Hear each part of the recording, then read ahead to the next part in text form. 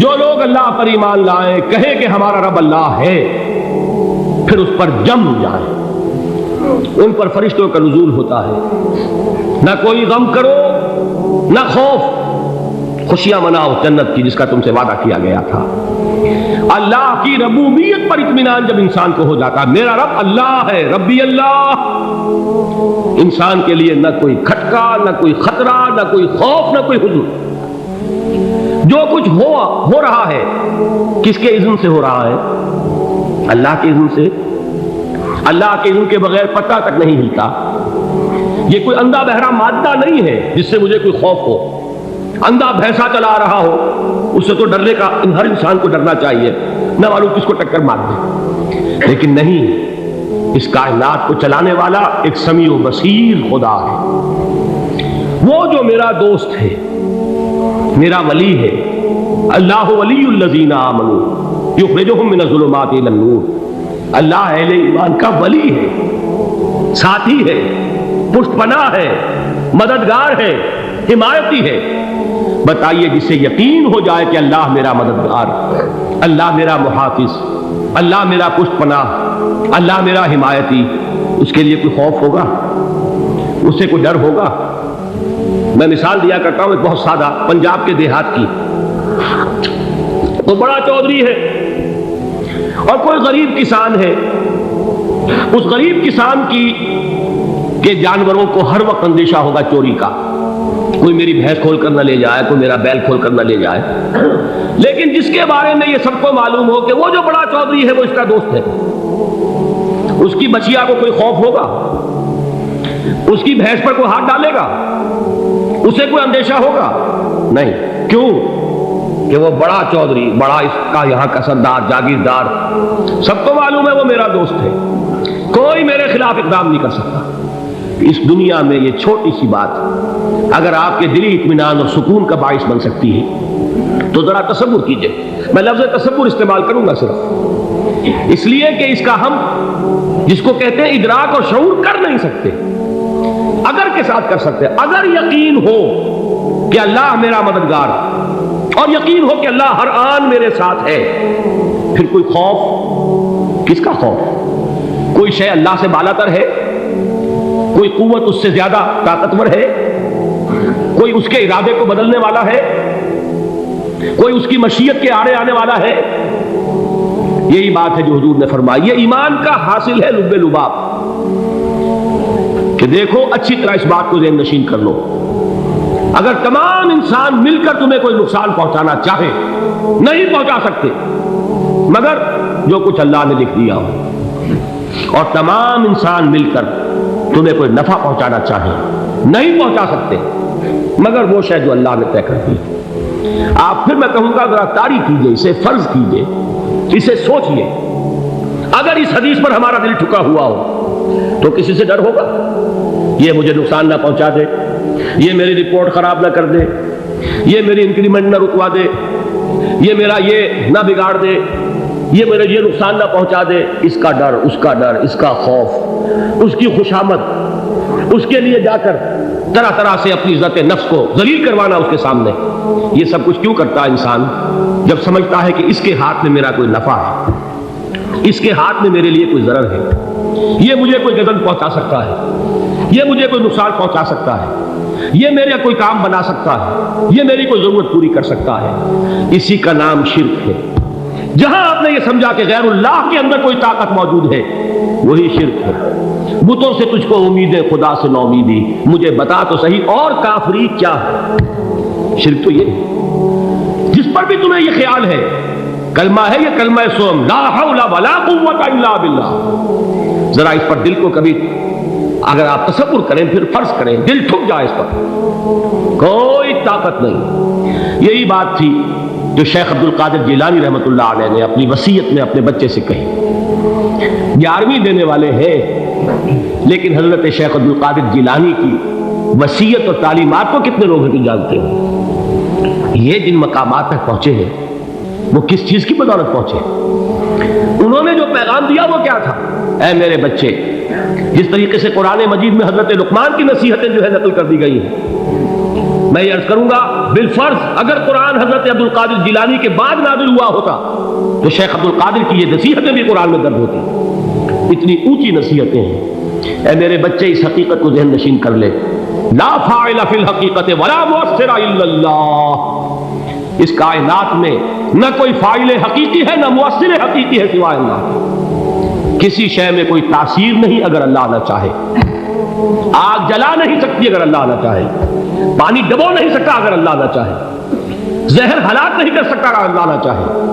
کوئی چیز فائدہ نہیں پہنچا سکتی اگر اللہ نہ چاہے. تو در در پہ کیوں سر جھکاتے ہو؟ در در پر کیوں جبیں سائی کرتے ہو؟ سب کے سامنے کیوں ہاتھ پھیلاتے ہو؟ ایک اللہ سے مانگو, ایک اللہ کے سامنے زمین پر اپنی جبین رکھو. لا فاعل فی الحقیقت ولا مؤثر الا اللہ. نظر آتا ہے ہمیں کہ پانی پیاس بجھا دیتا ہے.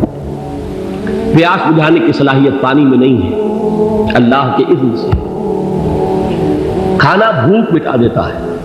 بھوک مٹانے کی صلاحیت کھانے میں نہیں ہے, اذن رب میں. دیکھیے یہی یقین تھا. حضرت موسیٰ علیہ السلام کا واقعہ یاد کیجئے. سامنے سمندر آ گیا, قوم دیکھتی ہے پیچھے کہ گرد و غبار کا طوفان. معلوم ہوا کہ فرعون اپنے لشکر سمیت آ گیا. لشکر جب چلتا تھا تیز رفتاری کے ساتھ تو گرد و غبار کا جو طوفان اٹھتا تھا اس کا تصور کیجیے. اور لمحہ بلمحہ وہ قریب آ رہا ہے. پوری قوم نے کیا کہا؟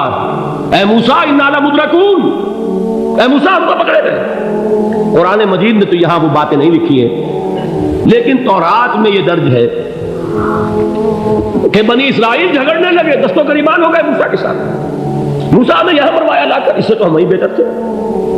وہاں کھانے کو ملتا تھا, زندگی تو تھی, بیگار ہم کر رہے تھے, موت تو نہیں تھی.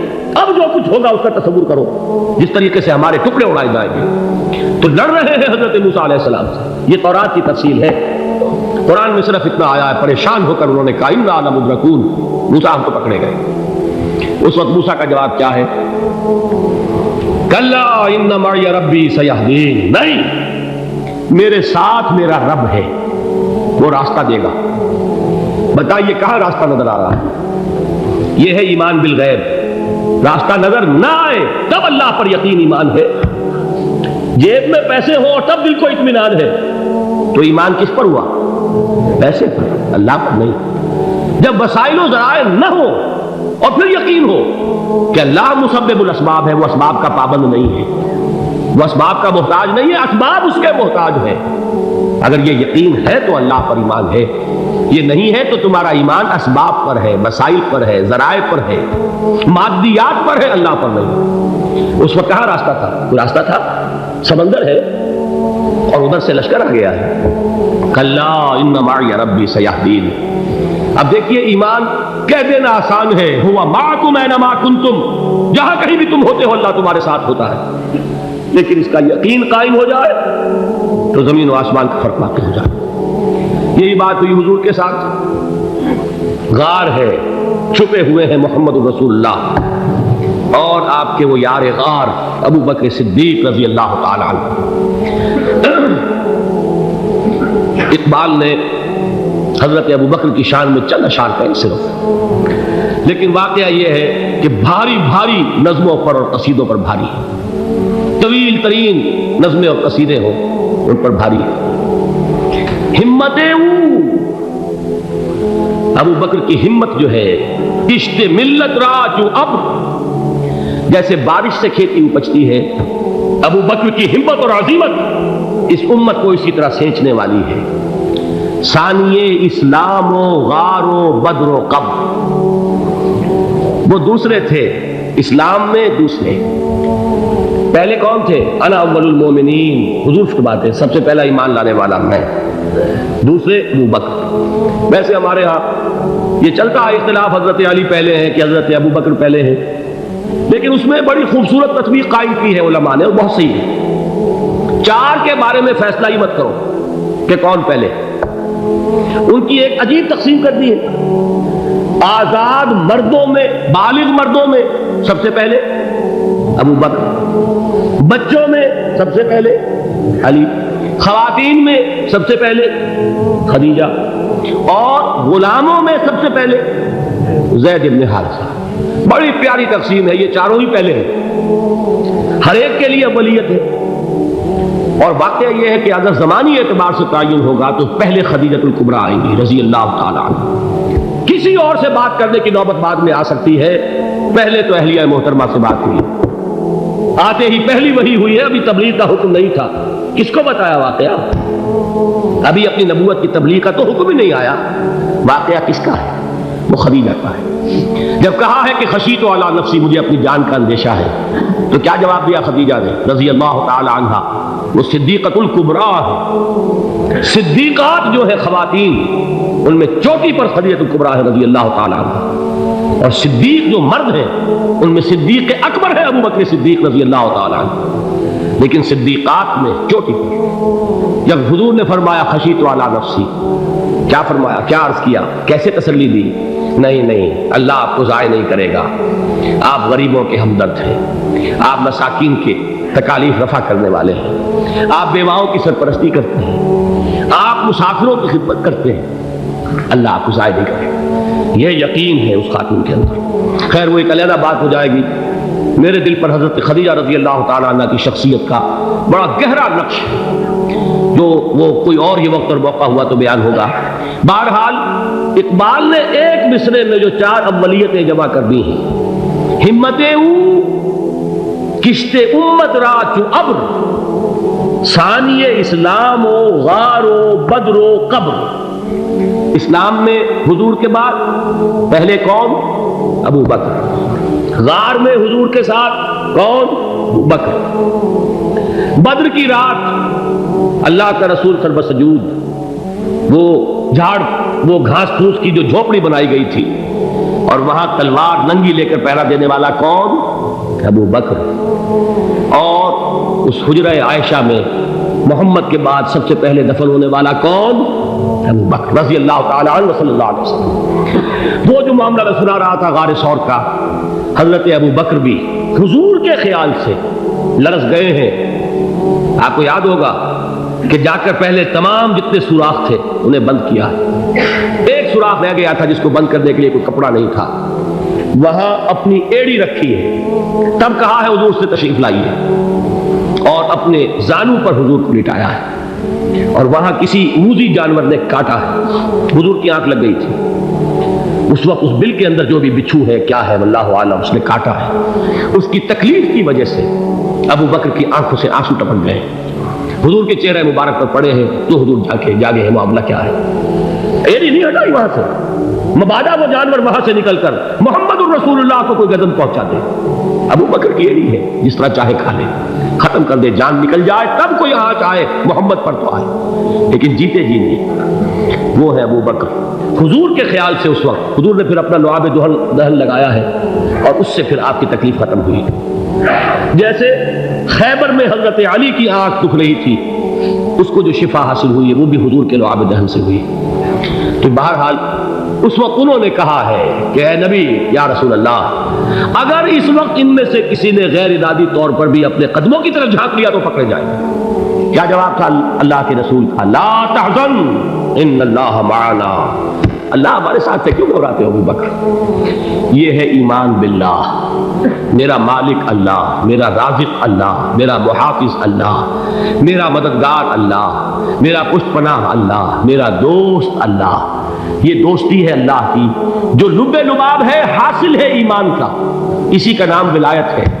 اولیاء اللہ کے سروں پر سینگ نہیں ہوتے، جس کے دل میں ایمان راسخ ہو چکا ہو وہی اللہ کا ولی ہے، جسے اللہ پر یقین ہو چکا ہے وہی اللہ کا ولی ہے، جسے یقین ہے اللہ میرے ساتھ ہے، میرا مددگار، میرا پشت پناہ، میرا ساتھی، میرا دوست، میرا محبوب، میرا محب۔ اللہ اہل ایمان سے محبت کرتا ہے، واللہ یحب الصادقین، ان اللہ یحب الذین یقاتلون فی سبیلہ صفا کانہم بنیان مرصوص۔ اللہ محبت کرنے والا، اہل ایمان محبوب، اور اہل ایمان محبت کرنے والے اللہ محبوب۔ والذین آمنوا اشد حبا للہ۔ آپ تصور کیجئے جسے یہ رشتہ ایمان یا رشتہ ولایت حاصل ہو جائے.